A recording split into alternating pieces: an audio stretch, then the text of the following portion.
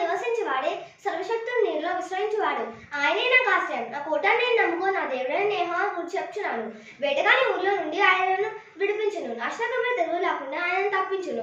ఆయన తన రెక్కలతో నన్ను కప్పను, ఆయన రెక్కల కింద నాకు ఆశ్రయం ఉంది. ఆయన సత్యమును కేడును దాడులు అయినది. రాత్రి వేళ ప్రభు భయముకైన, పగటి వేళ భారముకైన, చీకట్లో సంతరించి తెగులకైనా, మధ్యాహ్నం పాచే రోగముకైనా నేను భయపడను.